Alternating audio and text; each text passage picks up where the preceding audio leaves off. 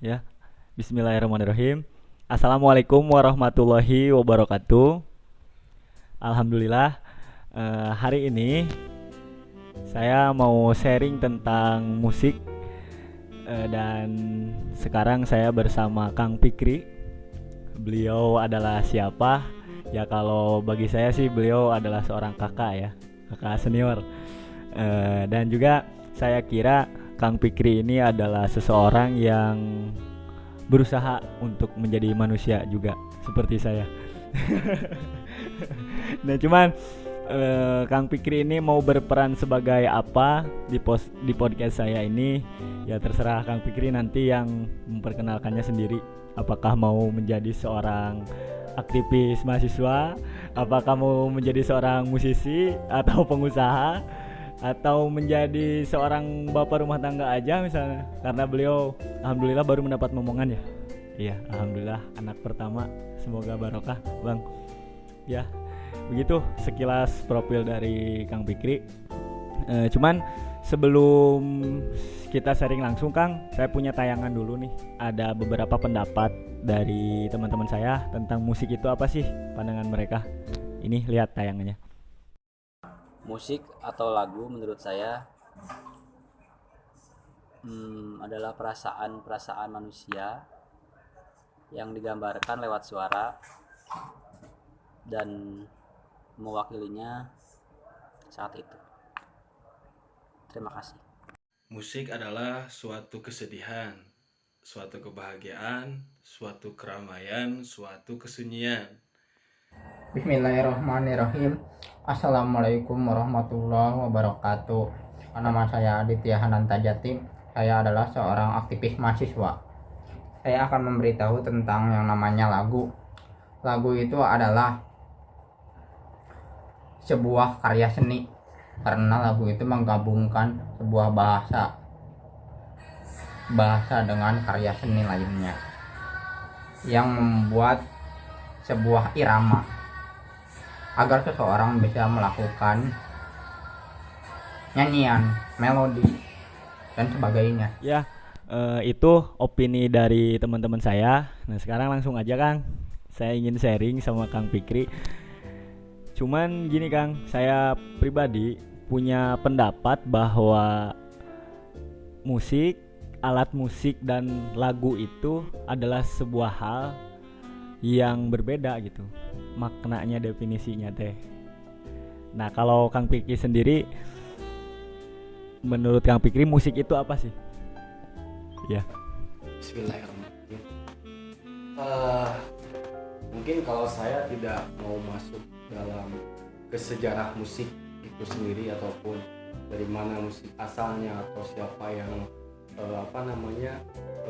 membumikan si musik itu sendiri. Cuman saya di sini ingin sedikit mungkin ya menurut pandangan saya pribadi ataupun informasi yang saya terima ataupun dari beberapa yang artikel-artikel atau buku bacaan yang saya baca kan lebih masuk kepada lebih yang ada esensialnya gitu.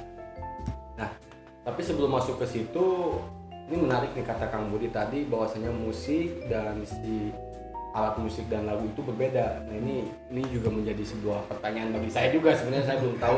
Cuman saya mau nanya dulu sama Kang Budi terkait masalah musik, cuman saya akan mengilustrasikan dalam hal lain. Contoh masjid gitu ya.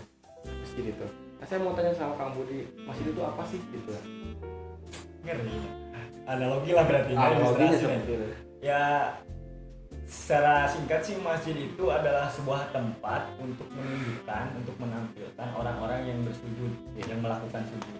Karena setahu saya masjid itu kan dari kata dasar sujud ya.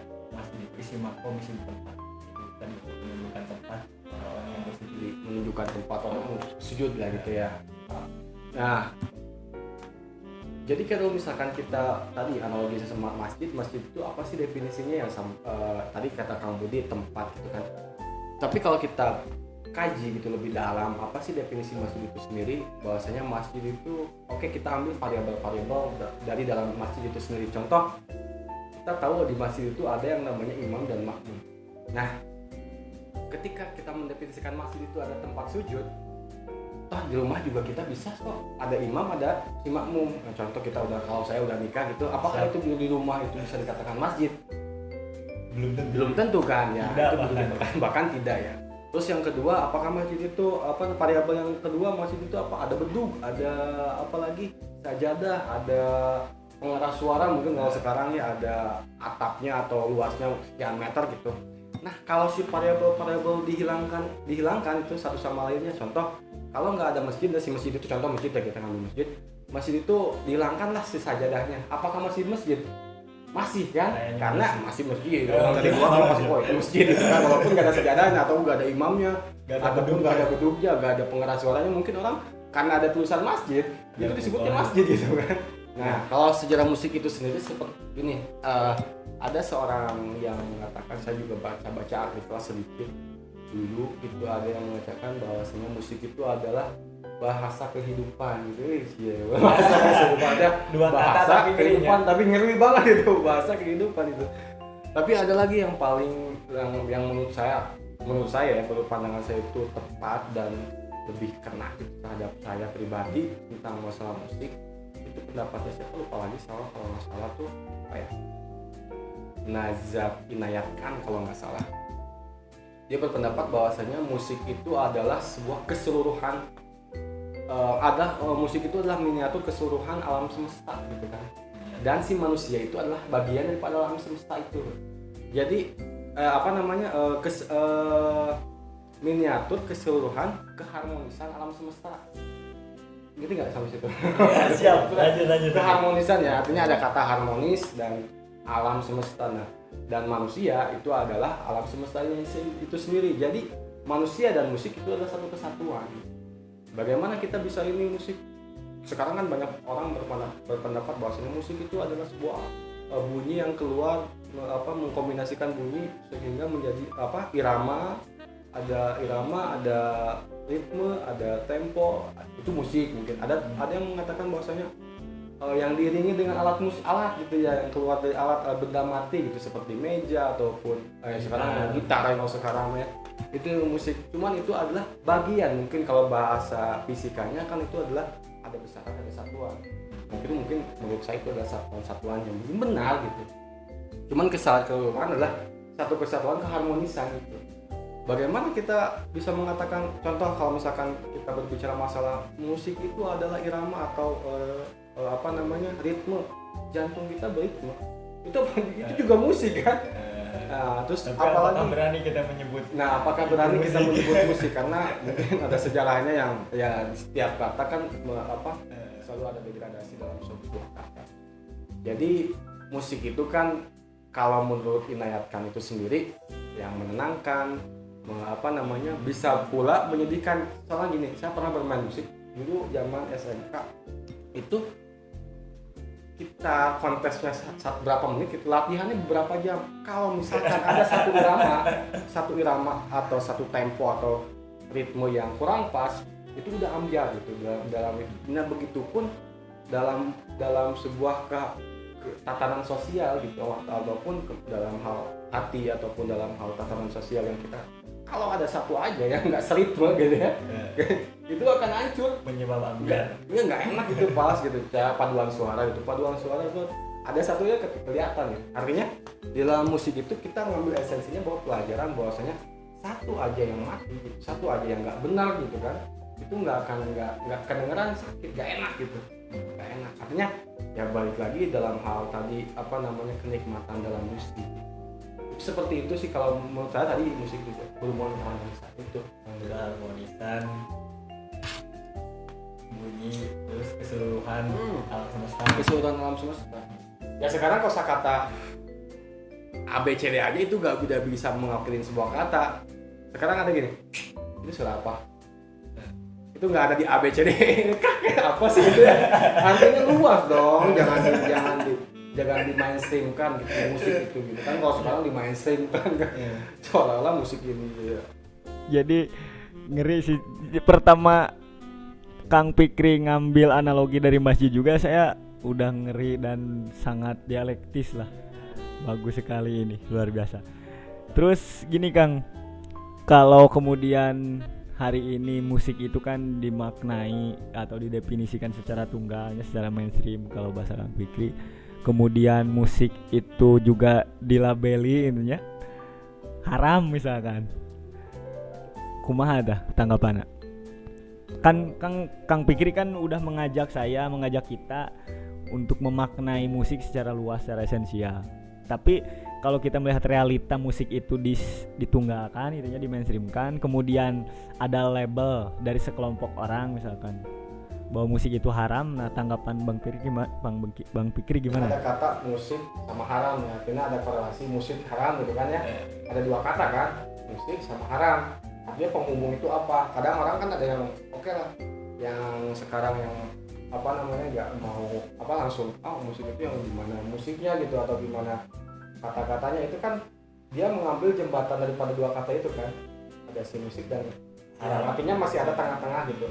Kalau di bahasa ideologisnya itu semua daerah gitu. Tengah-tengah lah gitu kan, nggak mau ke kiri nggak mau ke kanan gitu. Aman gitu, nyari aman gitu. Nah kalau saya pribadi tentunya ya kita juga sebenarnya nggak bisa memaksakan orang untuk sependapat sama kita. Kalau toh memang musik itu haram ya silakan, karena pemikiran dia seperti itu ya itu yang tadi kalau kita bicara masalah besaran dan satuan, mungkin satuannya itu yang pecahannya kan banyak tuh ya, pasti akan berbeda pandangan gitu. Nah jadi saya nggak akan masuk ke ranah haram atau halalnya ya. Cuman kalau untuk saya pribadi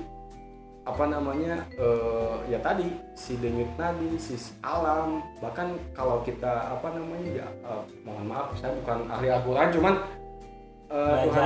Tuhan itu kan ada sungai-sungai yang mengalir gitu kan, kayak ada di Panipan itu suasana yang memang berbunyi gitu, maksudnya ada bunyinya gitu, musik ada ketenangan, tapi esensi daripada musik itu ujungnya ketenangan kan. Jadi sepada itu artinya musik itu menurut saya ketenangan tujuannya. Iya, ketenangan itu sendiri gitu tujuannya. Kalau bisa katakan tujuan ya bisa jadi, cuman esensinya bukan ketujuan sih, emang kodratnya seperti itu gitu kalau menurut definisi saya tadi ya. Maksudnya kalau misalkan definisinya ya masalah musik adalah tadi alat, itu ada berhubungan dengan alat, ya sampai kapanpun akan menjadi sebuah perdebatan. Nah, ini menarik Kang, ketika tadi Kang Fikri bilang salah satu tujuan gitu ya, salah satu fungsi musik kan menenangkan. Terus saya juga ada pandangan misalkan kalau tidak salahnya dari Ustadz Somad atau Ustadz yang lain kan biasanya menyebutkan bahwa musik itu haram. Menarik juga tadi ada jembatannya, sehingga ada pengecualian Kang. Ada yang halal tapi yang menenangkan. Nah, yang menenangkan ini kan mereka memberikan ciri-ciri khusus. Dari genre harus ngepop gitu, yang saya tahu banyak. Terus dari lirik harus ada keagamaan nih, temanya keagamaannya. Jadi mereka kan membuat syarat mutlak seperti itu. Kalau musik atau lagu-lagu mempunyai syarat-syarat itu, memenuhi syarat-syarat itu, jadi musik itu tidak haram alias halal. Nah, sedangkan kalau saya pribadi kan misalkan mengalami sedikit perbedaan. Jadi bisa saya alami ketika saya mendengar lagu Penjasa Penpol misalnya. Misalnya Nundirgad ya.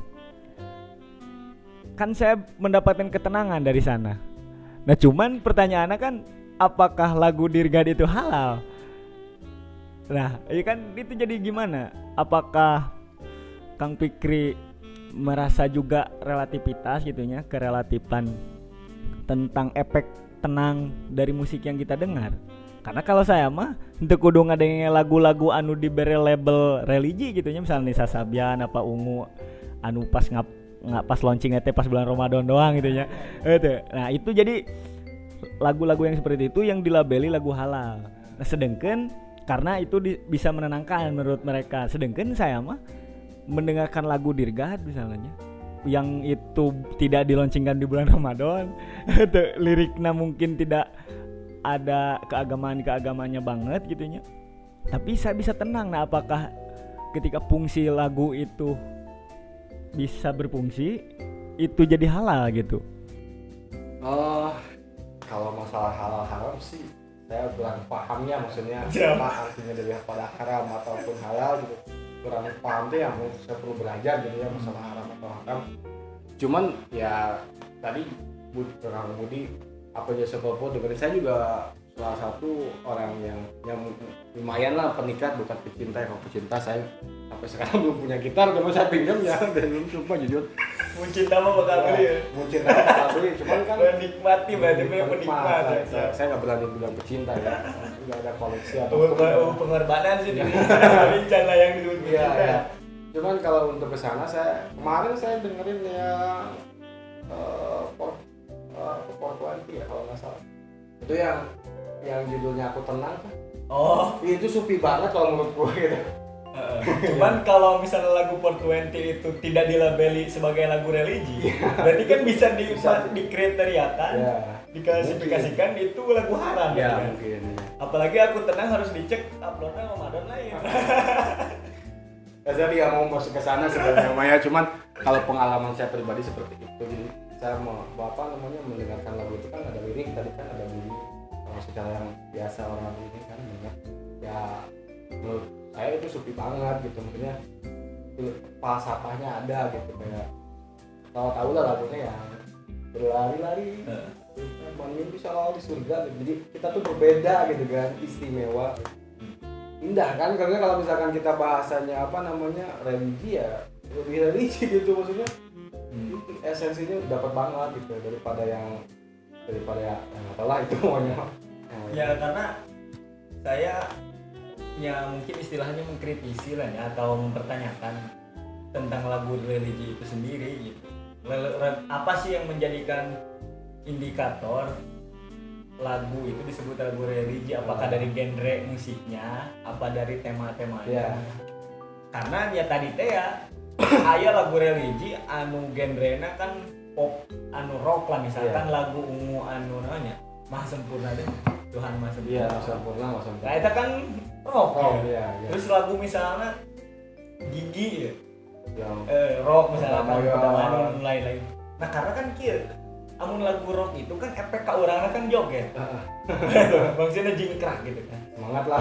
Jingkrak. Nah, apakah dengan genre rock yang membuat orang jingkrak, yang kemudian jingkrak itu kan bisa mengakibatkan Motivasi. orang nyaman ya, detumanina. Jadi jika anu sedikit mabok teh, jadi mabok teh kan esensinya teu sadar. Jadi teu sadar, teu 100% orang gitu. Rada-rada keluar sama dia. Nah, berarti kan meskipun liriknya, temana keagama-agamaan, tapi lamun genre musiknya cadas gitu. Apakah itu layak disebut religi juga nih? Nah makanya saya mempertanyakan sih, ingin menyelidiki lah lagu religi dan namun siapa itu hanya kepentingan industri. Nah itu mungkin.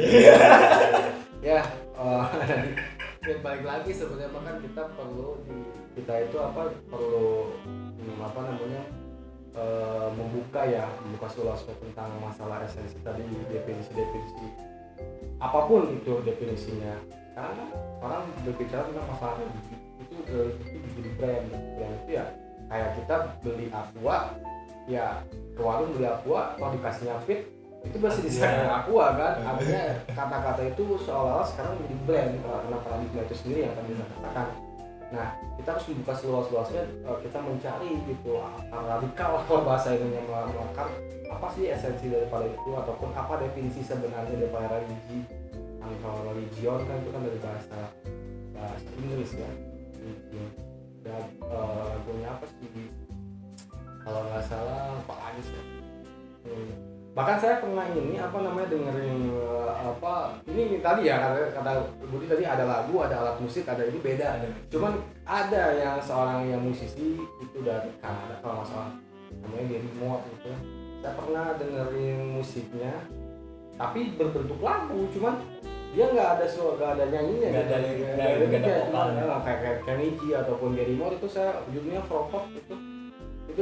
Itu ketika gue dengerin jadi kayak ini loh gitu, maksudnya ceritanya terserah kita gitu, maksudnya Oh, baik lagi propetnya nabinya. ya itu Oh judulnya proper. Proper judulnya kan lagu juga kan, masuk dalam album lagunya.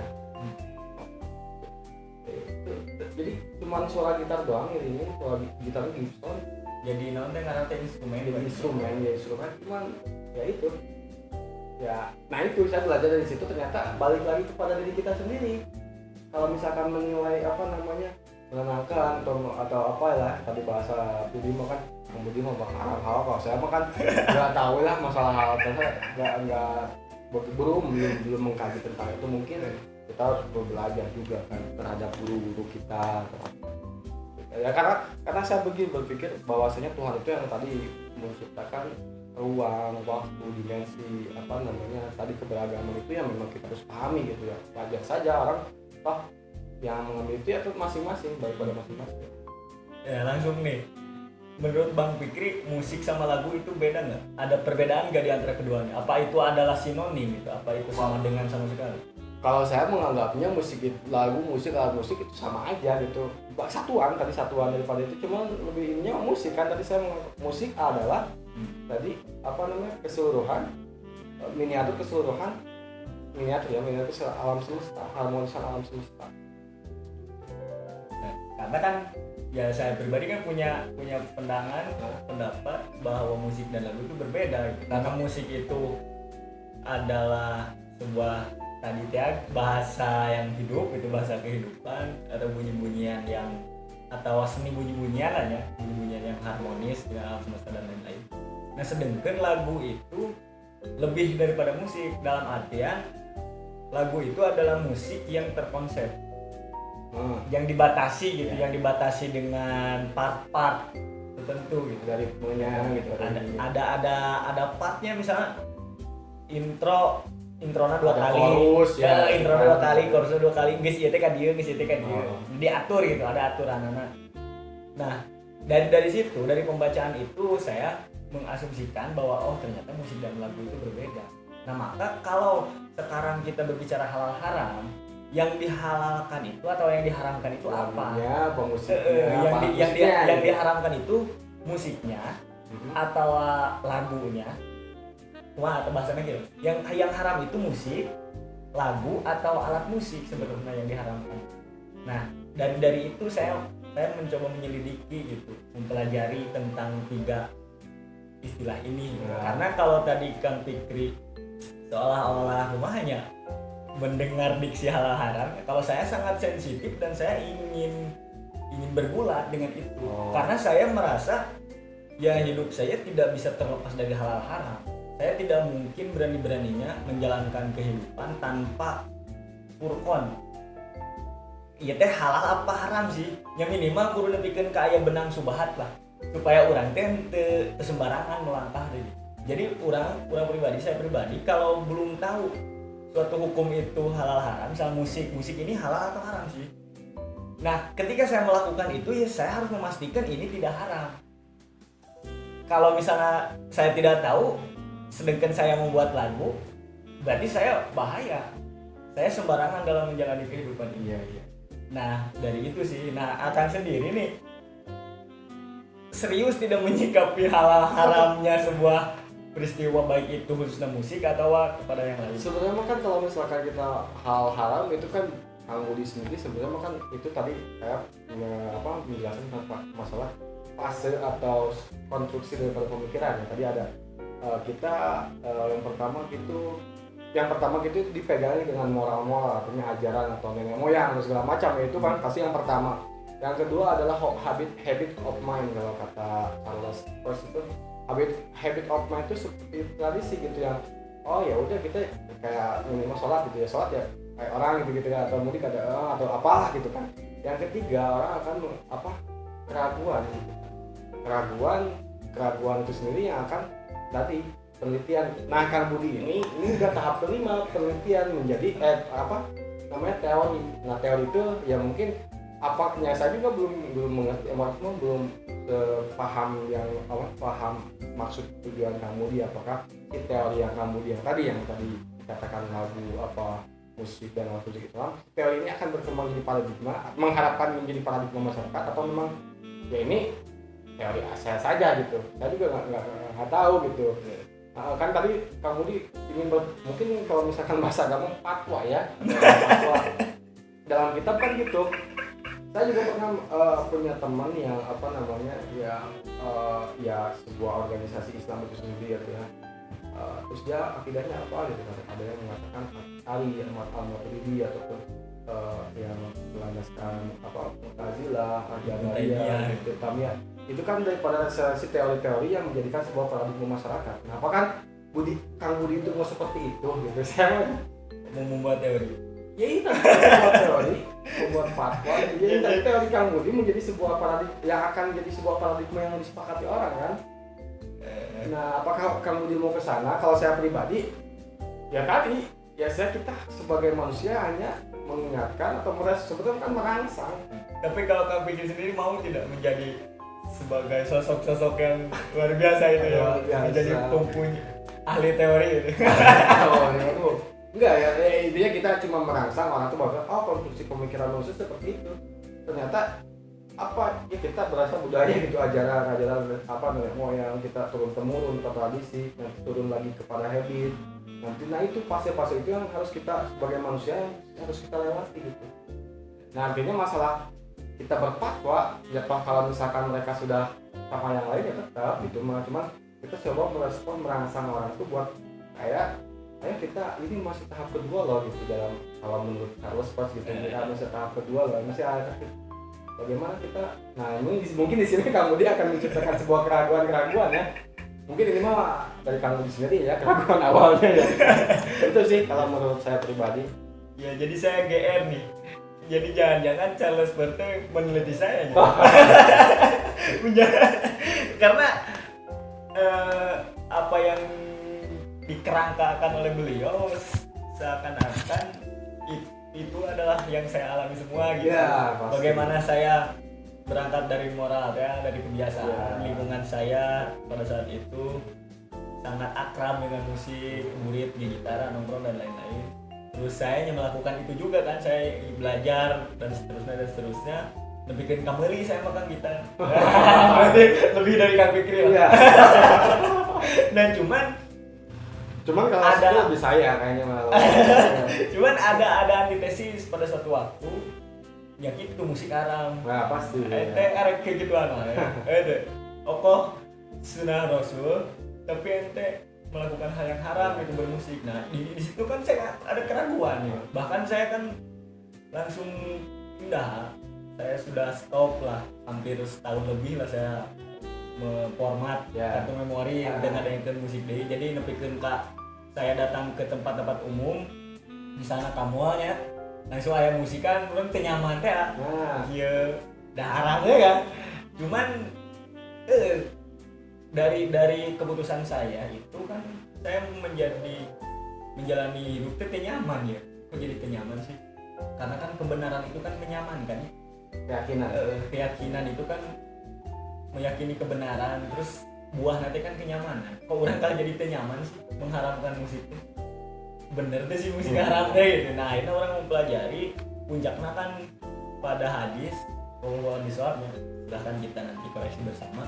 Kan ada hadis nu redaksinya teh di akhir zaman nanti akan ada umat yang menghalalkan perzinahan, menghalalkan minuman keras, dan menghalalkan alat-alat musik.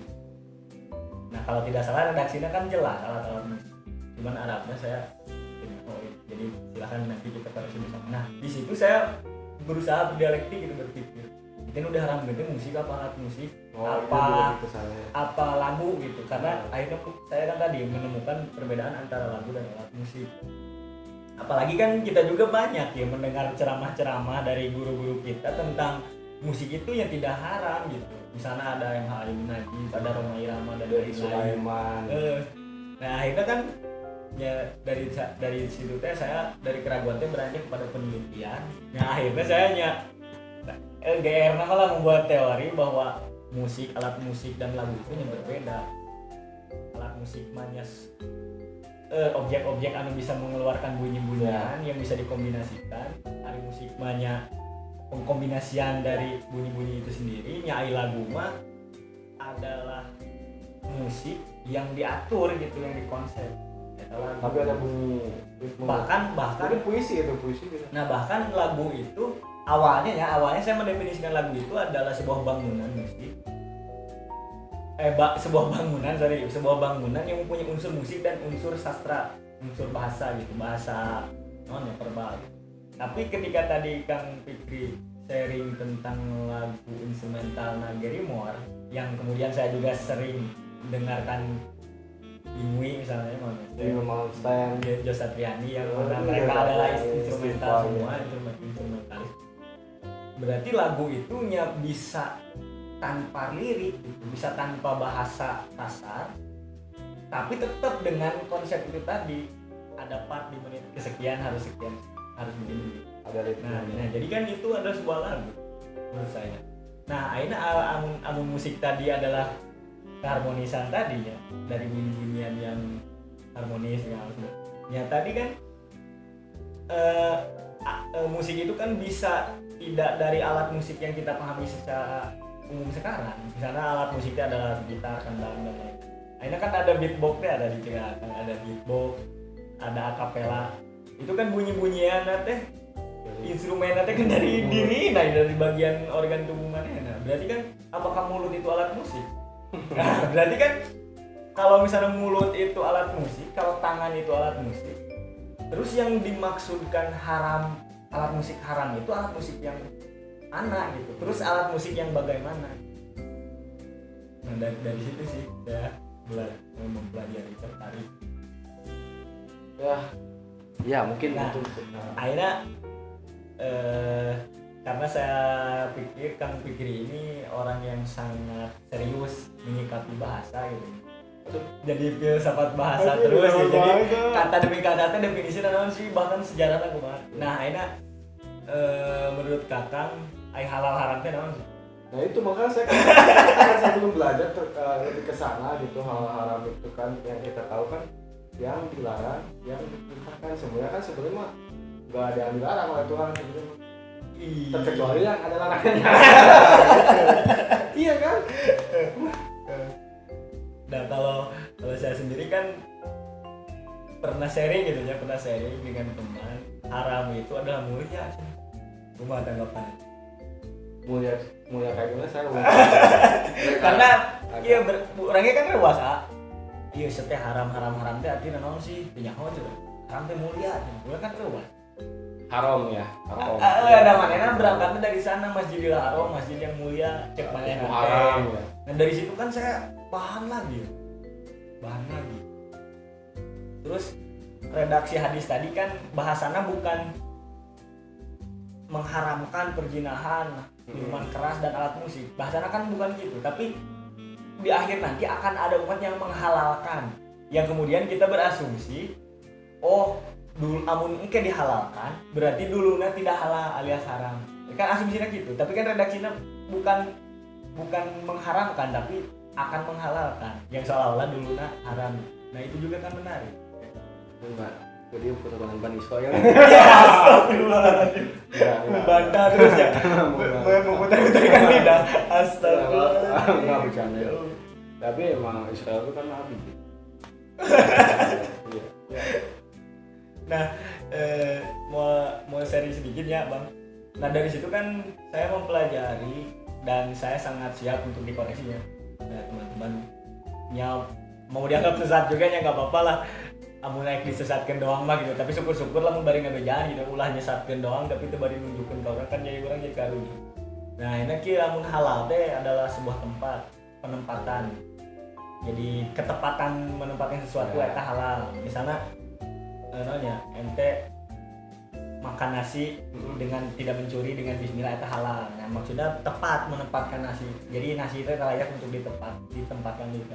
Nah, eta jadi soal ketepatan tempat eta halal. Namun harama tadi mulia kan dalam artian larangan.